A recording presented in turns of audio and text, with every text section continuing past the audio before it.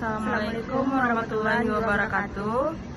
Perkenalkan, kami dari kelompok 5 akan mempresentasikan hasil diskusi kami yang bermaterikan kelompok dan tim kerja.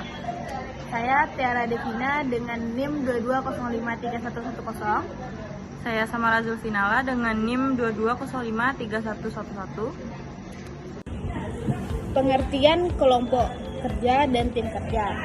Tim kerja adalah kelompok orang yang bekerja sama untuk mencapai tujuan yang sama dalam jangka waktu tertentu.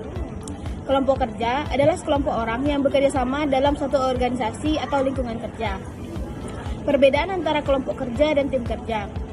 Kelompok kerja adalah kumpulan orang yang bekerja sama secara bersama-sama untuk menyelesaikan tugas atau proyek tertentu. Kelompok kerja ini biasanya tidak memiliki struktur yang terorganisir dengan baik. Dalam sebuah kelompok kerja, anggota kelompok bekerja secara independen dan tidak selalu berinteraksi satu sama lain. Tim kerja adalah kumpulan orang yang memiliki tujuan bersama dan bekerja secara terkoordinasi untuk mencapai tujuan tersebut.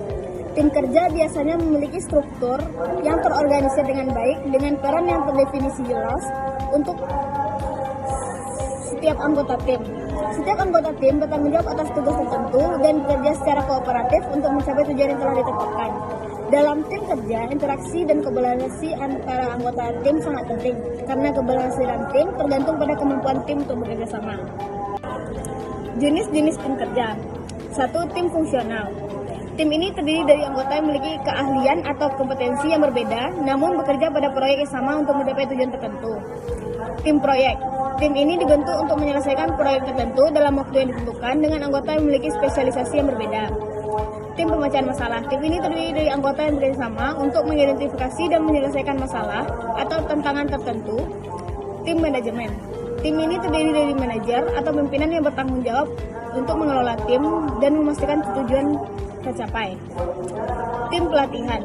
Tim ini bertanggung jawab untuk melatih dan mengembangkan keterampilan anggota tim atau pegawai dalam suatu organisasi. Tim virtual. Tim ini terdiri anggota yang berlokasi di tempat yang berbeda, namun bekerja bersama menggunakan teknologi informasi dan komunikasi. Berikut adalah beberapa tujuan dari tim kerja. Yang pertama, meningkatkan produktivitas. Dengan bekerja sama, tim dapat membagi tugas dan beban kerja, sehingga dapat meningkatkan produktivitas dan efisiensi dalam mencapai tujuan bersama.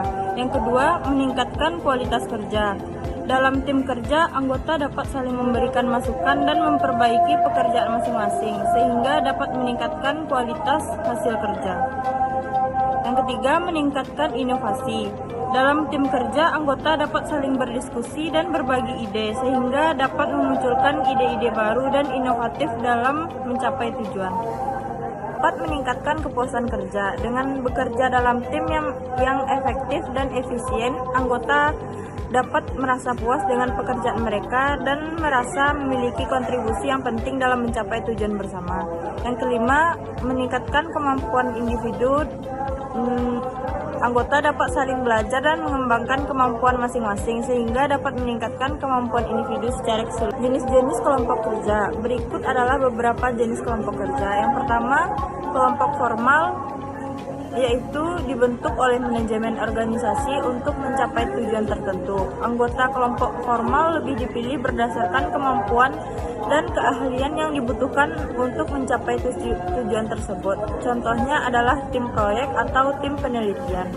Yang kedua, kelompok informal. Kelompok informal dibentuk secara alami dalam organisasi atau lingkungan kerja. Anggotanya seringkali memiliki minat, latar belakang, atau tujuan yang sama. Kelompok informal dapat mempengaruhi budaya kerja dan sikap individu. Yang ketiga, kelompok tugas, yaitu kelompok tugas dibentuk untuk menyelesaikan tugas atau proyek tertentu. Anggota kelompok tugas memiliki tugas dan tanggung jawab yang jelas untuk mencapai tujuan tersebut. Yang keempat, kelompok sosial. Kelompok sosial terbentuk berdasarkan hubungan sosial dan interaksi antar individu. Berikut adalah beberapa tujuan dan manfaat kelompok kerja. Yang pertama, meningkatkan kualitas kerja. Dalam kelompok kerja, anggota dapat saling memberikan masukan dan memperbaiki pekerjaan masing-masing, sehingga dapat meningkatkan kualitas hasil kerja. Yang kedua, meningkatkan produktivitas. Dalam kelompok kerja, anggota dapat membagi tugas dan beban kerja, sehingga dapat meningkatkan produktivitas dan efisiensi dalam mencapai tujuan bersama. Yang ketiga, yaitu meningkatkan inovasi. Dalam kelompok kerja, anggota dapat saling berdiskusi dan berbagi ide, sehingga dapat memungkinkan ide-ide baru dan inovatif dalam mencapai tujuan bersama. Yang keempat, meningkatkan kemampuan individu. Dalam kelompok kerja, anggota dapat saling belajar dan mengembangkan kemampuan masing-masing, sehingga dapat meningkatkan kemampuan individu secara keseluruhan. Dan yang kelima, meningkatkan keterampilan interpersonal. Dalam kelompok kerja, anggota dapat belajar untuk berkomunikasi, bekerja sama, dan membangun hubungan kerja yang baik.